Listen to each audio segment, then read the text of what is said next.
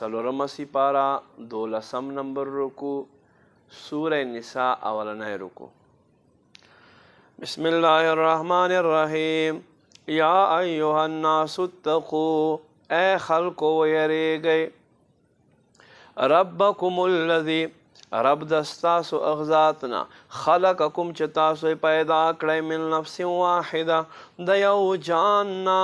وخلق منها زوجا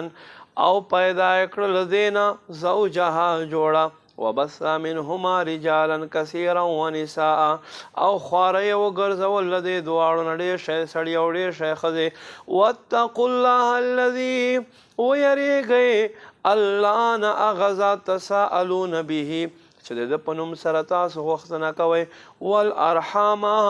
او درشتو لحاظ لري ان الله كان عليكم رقيبا بشك الله ار وخت تاسو ویني وآتوا النساء وآتوا اليتامى أموالهم يتيمانا نتدوي مالنا وركوي ولا تتبدلوا الخبيث بالطيب تاسو پاکو سر ناپاک مبدلوي ولا تاكلوا أموالهم إلى أموالكم او تاسو د دوی مالونه ملاو کوئ د خپلو مالونو سره انه کان حوبا کبیرا بېشکه دا خو لویه ګناه ده وان خفتم او که تاسو ته اندېښنه وي الله تقسطوا ادا چې تاسو انصاف نشئ کولی فی الیتاما یتیمانانو جنکو کې فانکحوا بیا نکاح کوئ ما هغه څه طاب لکم چې تاسو ته خوښې وګرځېږي من النساء د ښځو نه مثنا وثلاثا ورباع دوه درې او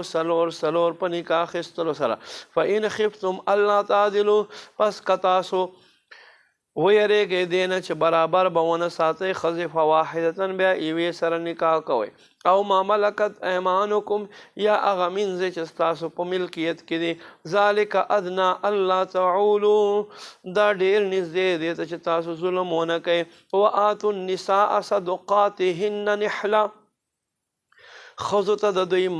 مهرونه په خوشحالۍ سره ورکوئ فان طبن لکم عن شیء منه نفسا از روی نفس که چېرته یو شي تاسو ته دوی به ذاتې خود درکوي او تاسو خوښ شي فکلوا هنیئا مریا بیا یې خورئ په خوشحالو سره په مړه خېټه ولا تؤتوا السفهاء اموالکم التي او تاسو مه ورکوئ بې عقلو ته مالونه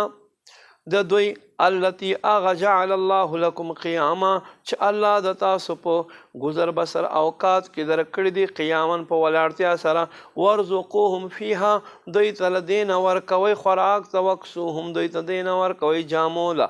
وقولوا لهم او وای دوی ته قولا معروفا ښه خبره وابتلوا الیتاما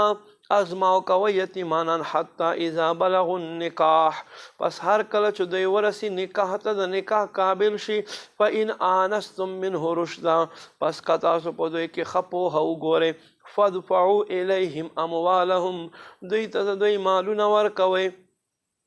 ولا تاکلوا اسرافا وبدارا او تاسو مه خورئ په زیات له حد نه تېرېدا سره د دوی مالونه وبدارا او پتادی سر ان یکبروا ادا چې دوی تر لوی نشي ومن کان غنیا او سوق چوي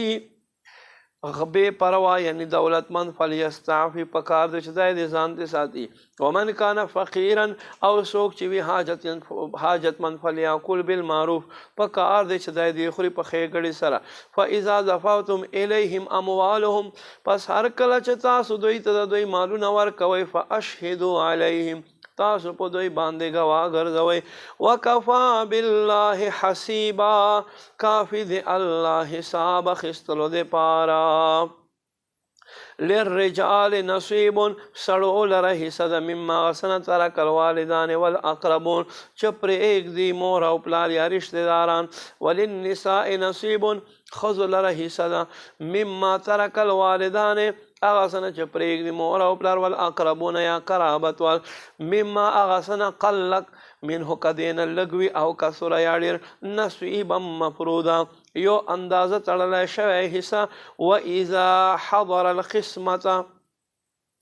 هر کله چې حاضر شي تقسیم ته اولو القربا رشتہ داران والیتام او یتیمانان والمساکین او مسکینان فرزقوهم منه پس چا فرضی سے نه علاوه فرضی سے سره حق نه کېږي